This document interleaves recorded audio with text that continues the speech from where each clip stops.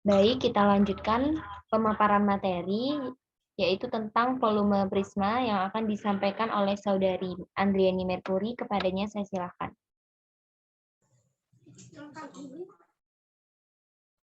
Baik, terima kasih moderator atas kesempatannya. Di sini saya akan menjelaskan tentang volume prisma. Prisma adalah bangun ruang yang terdiri dari atap dan alas dengan bentuk segi N yang kongruen beserta dipisahkan oleh sisi-sisi tegak berbentuk segi 4. Volume prisma adalah isi yang memenuhi bangun ruang prisma tersebut.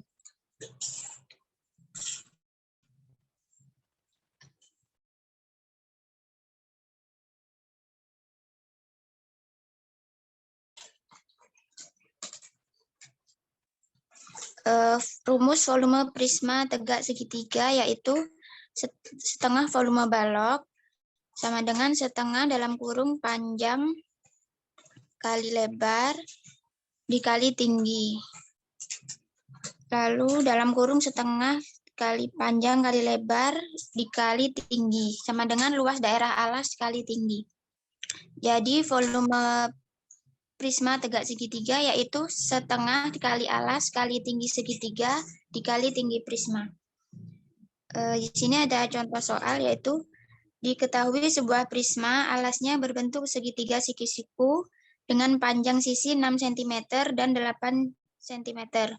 Tinggi prisma adalah 12 cm. Hitunglah volumenya.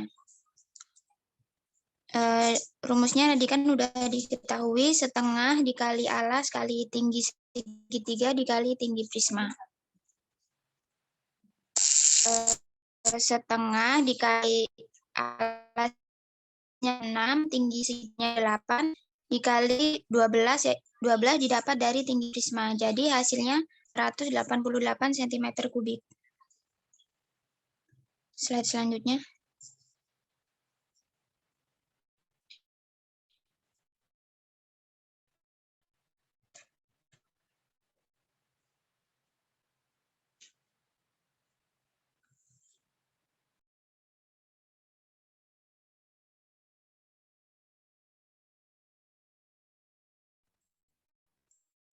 Selanjutnya yaitu volume tabung.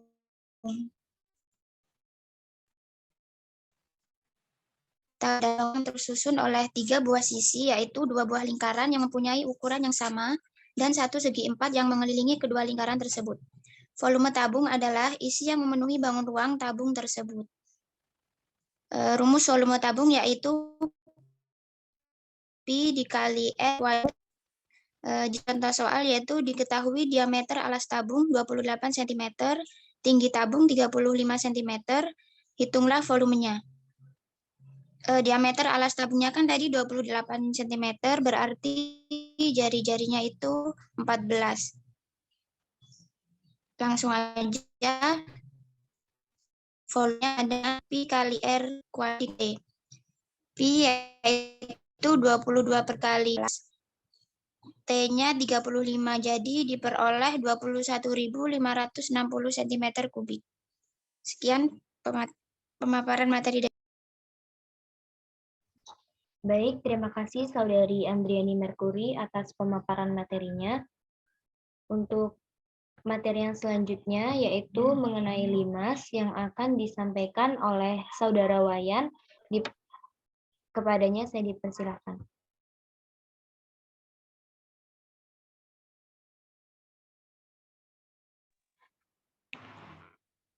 Baik, terima kasih moderator.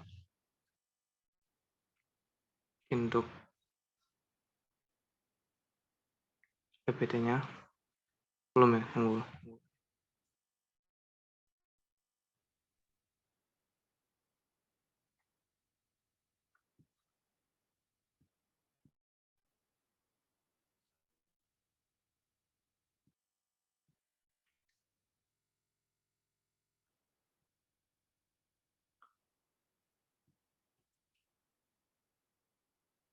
Baik, saya akan menjelaskan materi mengenai limas.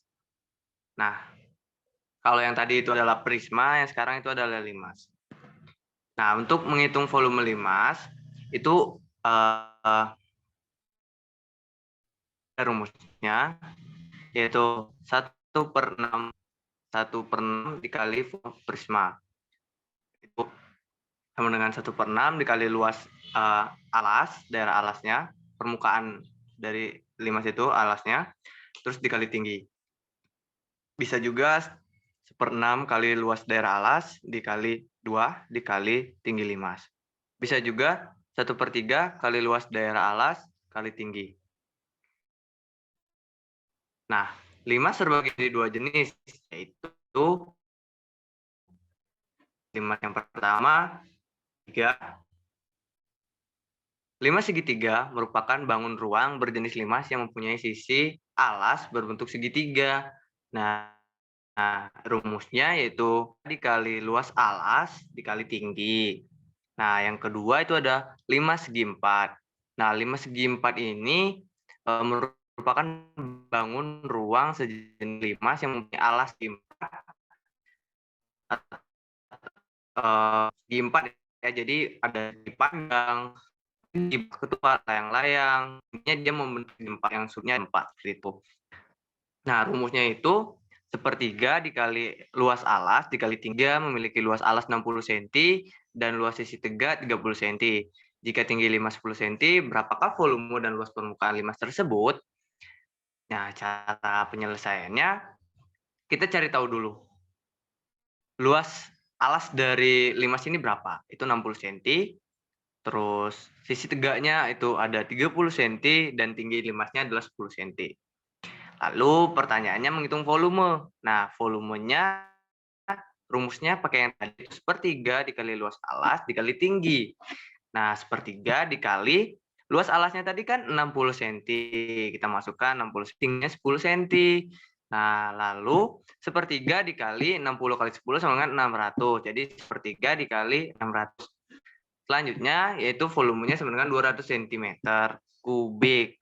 Jadi volume limas dari soal di atas yaitu 200 cm kubik. Yang selanjutnya mungkin itu saja yang dapat saya sampaikan. Saya kembalikan.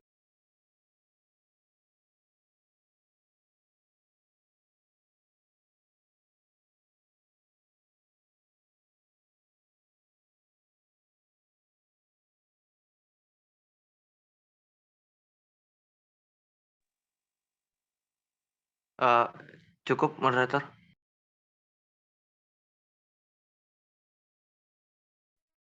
Ini dari tadi suaraku kedengeran nggak? Benar ya.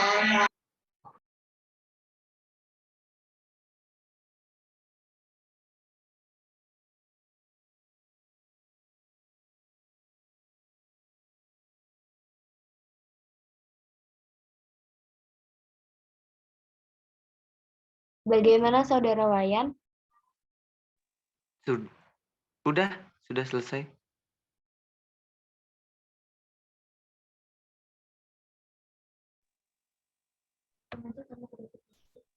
Baik, terima kasih Wayan atas penjelasan materinya. Untuk materi yang terakhir yaitu tentang kerucut dan bola, tentang volume kerucut dan bola yang akan saya jelaskan sendiri.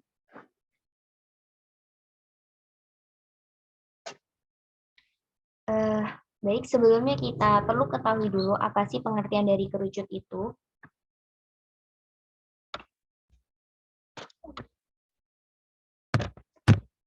Jadi kerucut adalah bangun ruang yang memiliki dua sisi, yaitu sebuah lingkaran dan buah bidang lengkung. Kerucut juga adalah bangun ruang yang memiliki dua sisi, yaitu lingkaran dan sebuah bidang lengkung. Langsung saja kita ke volume kerucut. Jadi pengertian dari volume kerucut yaitu isi yang memenuhi bangun ruang kerucut tersebut. Untuk mencari volume kerucut juga ada rumusnya, yaitu 1/3 luas alas dikali tinggi. Atau kita bisa mencarinya dengan 1/3 dikali pi dikali r kuadrat dikali tinggi.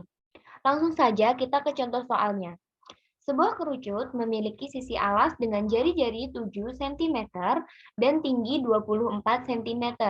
berapa volume kerucut tersebut, tinggal kita masukkan saja rumus volume kerucut, yaitu 1/3 dikali Pi dikali R kuadrat dikali tinggi. Tinggal kita masukin 1/3, Pi-nya kan bisa 22/7, Pi kan 22/7 atau 3,14.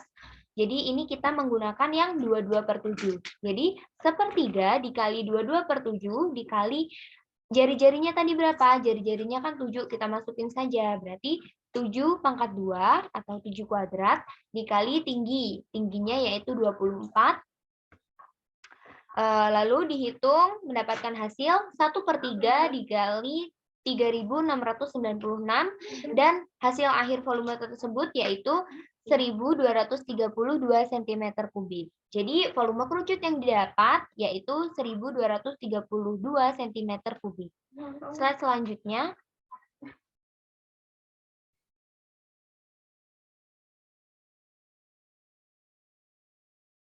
Mas Sita, slide selanjutnya.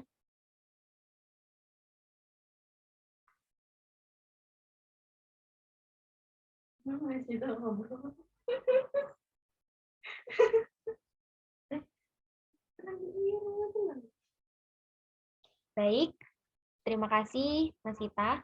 Untuk yang terakhir yaitu volume bola.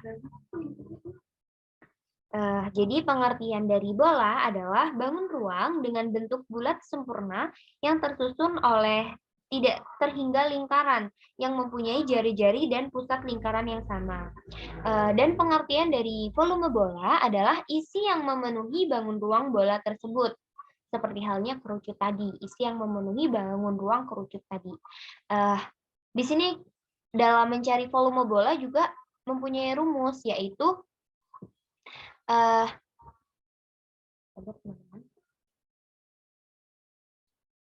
kan kita ketahui volume tabung itu rumusnya 3 dikali volume setengah bola. Untuk rumus volume setengah bola yaitu 1/3 dari volume tabung. Nah, jadi didapat volume bola yaitu 2/3 volume tabung. Lalu dijabarkan ke bawah menjadi 2/3 dikali 2 Pi R kuadrat dikali T.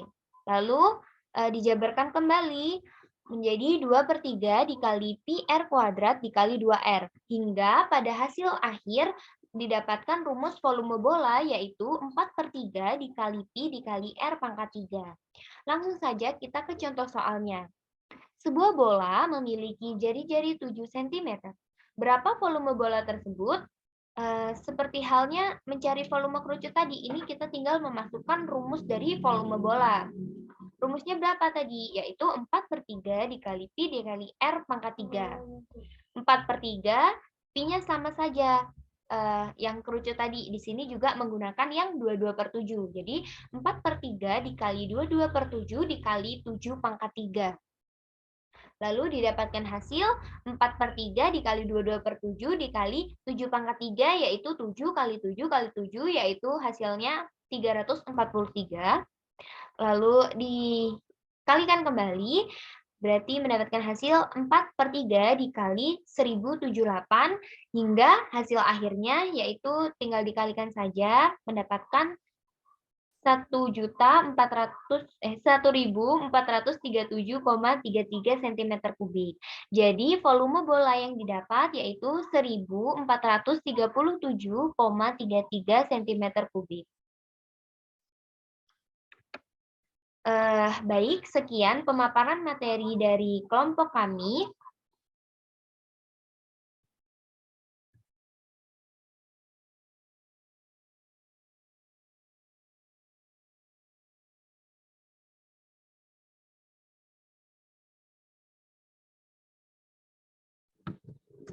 Baik, untuk teman-teman yang ingin bertanya, dipersilahkan.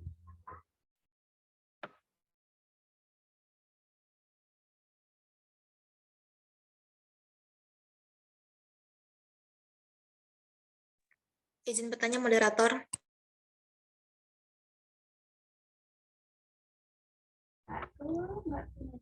Baik, dipersilahkan untuk Saudari Siti Nadia menyampaikan pertanyaannya.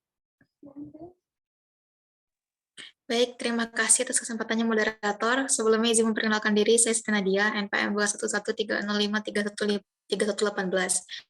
Izin bertanya terkait dengan materi yang diberikan oleh pemateri. Apa sih yang menjadi pembeda antara polihedron beraturan dan tidak beraturan? Kemudian cara apa yang dapat kita lakukan sebagai pembelajaran konkret kepada anak SD agar dapat memahami materi ini dengan mudah? Sekian, terima kasih.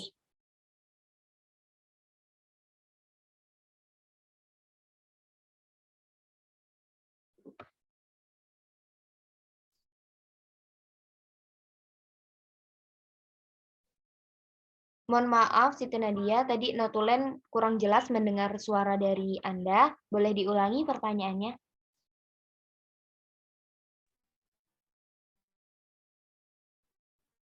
Oke, yang menjadi pembeda antara polihedron beraturan dan tidak beraturan, kemudian pembelajaran konkret apa yang dapat kita lakukan agar peserta didik dapat mengerti materi ini dengan mudah.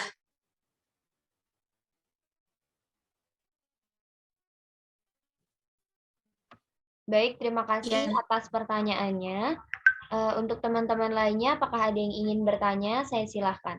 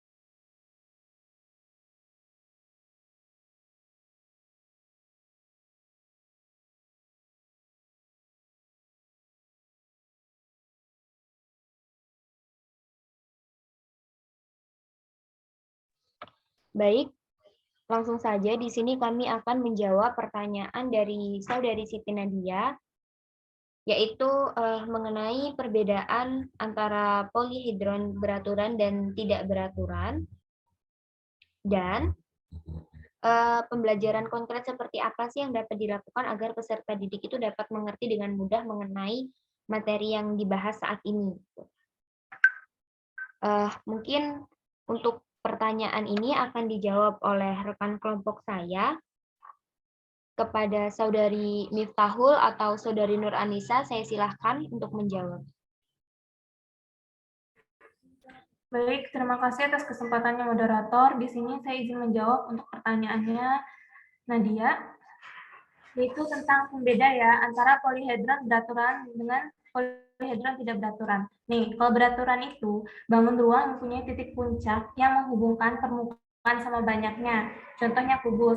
Nah, sedangkan tidak beraturan, bentuknya tidak beraturan atau berantakan. Contohnya prisma. Simpelnya tuh gini, kalau beraturan itu dia enak dipandang.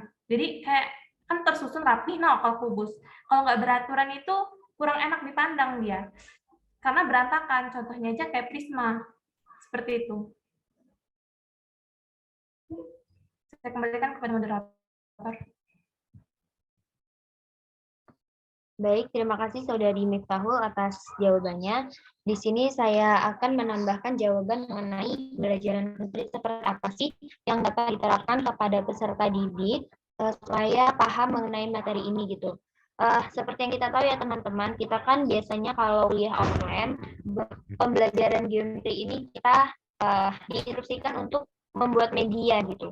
Nah, ketika kita menjadi guru, kita juga dapat tuh melakukan hal tersebut. Kita membuat media, misalnya kita membuat kubus dari kardus yang nanti diberikan karton yang berwarna-warni atau semenarik mungkin gitu. Nah, kita dapat menggunakan media itu gitu secara konkret dibawa di depan kelas gitu, ditunjukkan kepada peserta didik.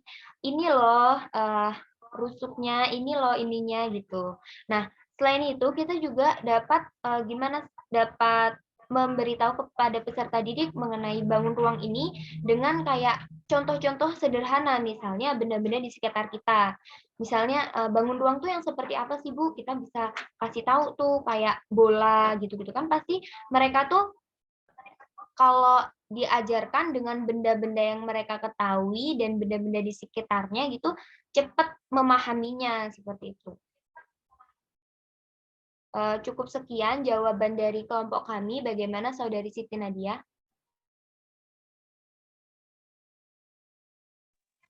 Baik, terima kasih moderator atas jawabannya. Terima kasih, sudah jelas. Baik. Cukup sekian presentasi dari kelompok kami. Terima kasih buat teman-teman semua yang sudah hadir, yang sudah ikut berpartisipasi, yang sudah memperhatikan dari awal hingga akhir. Semoga ilmu yang kita dapat hari ini bermanfaat dan dapat kita bagikan kepada semua orang yang memerlukannya. Kurang lebihnya saya mohon maaf. Saya akhiri. Wassalamualaikum warahmatullahi wabarakatuh. Terima kasih teman-teman. Sampai jumpa di lain kesempatan. Waalaikumsalam warahmatullahi wabarakatuh. Terima kasih. Terima kasih.